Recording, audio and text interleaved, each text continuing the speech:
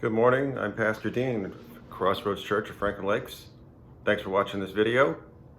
Just going to take a few minutes and introduce or expound upon the teaching we're going through in the book of James on Sundays. We're going to be dealing with the latter part of chapter 2 of James on Sunday, the 13th.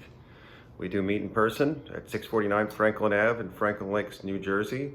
We have lots of room and are practicing COVID safety. We stream our messages virtually at the same time on our YouTube channel, so take advantage of that as well. Today I want to talk to you about James and what we're going to cover on Sunday as just his way of introduction or brief discussion. As James gets into that well-trod and well-known section where he, at first perhaps, or some will take him to mean something different than what Paul says about the nature of salvation. Jesus came, we remember that very well this time of year. Many do, even those that are not serious about faith or not Christ followers.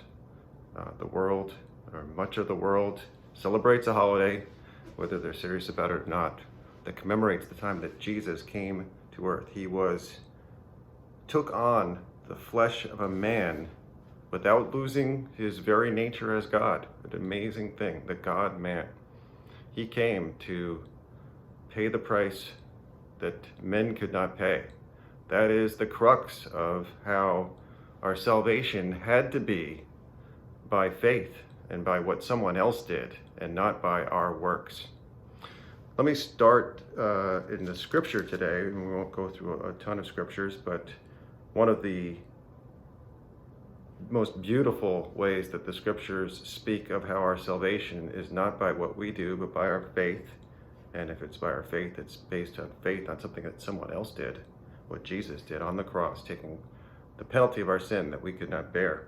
In Ephesians 2, 8 and 9, Paul says, "For by grace you have been saved through faith." Grace and faith. Because of your faith, you received grace.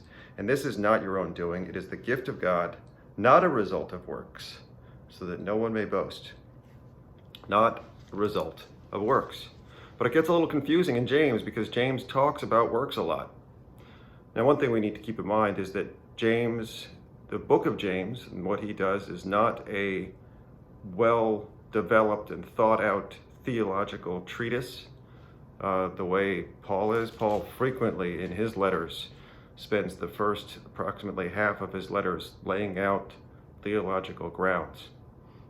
Again, James does not contradict, and we'll just talk about that briefly and give an introduction to how the fact that James is emphasizing, let's say, or dwelling on works does not mean that he is suggesting that we are saved in a different way. The other result of the way James presents his writings through the inspiration of God to us is that he's just very proverbial. He goes back and forth in short little treatments of things. And he's very practical. He talks frequently about how we speak, the tongue, as it said, and how it can be very damaging if we are, as we are frequently, not careful enough about what we say around people. And also that what we say reveals what's in our hearts. Let me go to James there and make just a few more comments. We're going to be picking up the text in verse 14 where he begins this short treatment and discussion on works. Verse 14, James writes through the inspiration of God, "What good is it, my brothers, if someone says that he has faith but does not have works? Can that faith save him?" Let me just pause there for a minute before I go to the other little snippet from the end of chapter 2 in James that I wanted to read to you. Again, he says in 14, "Can that faith save him?"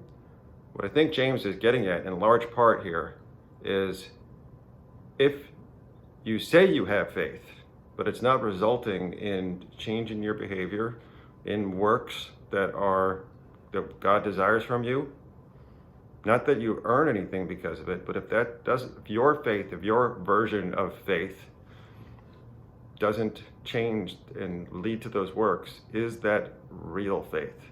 That's what I think he's getting at there. Can that faith save a person that says he is? such a faith. Let me skip down to verses 18 through 20 in chapter 2 of James. But someone will say, you have faith and I have works. Show me your faith apart from your works, and I will show you my faith by my works. Meaning there in verse 18 that I'm demonstrating that I have faith, that I've come to faith, I've come to dependence on Jesus, what he did for my salvation. And you can know that because look how it's changed my life. Look how I serve God. Look how I serve others. Verse 19, you believe that God is one. You do well. Even the demons believe and shudder. What he's saying there is mere belief in God isn't enough. Faith is where we've come to that resting place. We've put our trust in Jesus. Verse 20, do you want to be shown, you foolish person, that faith apart from works is useless? Hope you join us on Sunday, virtually or in person, and we'll do a more complete treatment of this whole latter part of James chapter 2. But James is just, I think, in the large part, challenging us. He spoke earlier in the book about true religion is this, to look on widows and orphans. He's challenging us. Is our faith practical? If it's not, we need to question, is it real? If you're not yet a follower of Christ, that invitation is there at any moment for you to respond. The Bible talks about our sinful state. We've not met up to God's standards.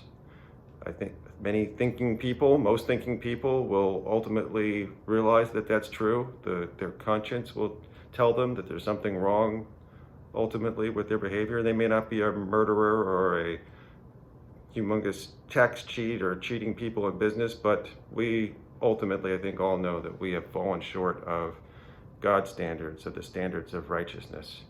God has provided a way for us to be reconciled to him for eternity. Graciously, Jesus subjected himself. He came, as we commemorate, remember when he first came to earth, and then about 3 decades after he was born as a man, not losing his godness, he let sinful men put him on a cross.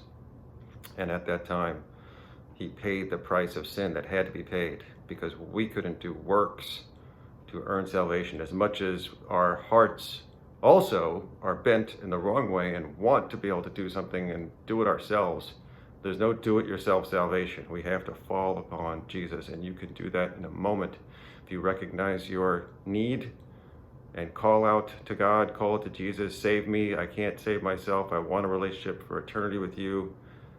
You've paid the price of my sin, and I received that. You can know that and have that certainty in a moment, if that's your heart cry and desire. Feel free to reach out to me, Pastor Dean at crossroadscfl.org. Look us up on the website. I hope you have a great day.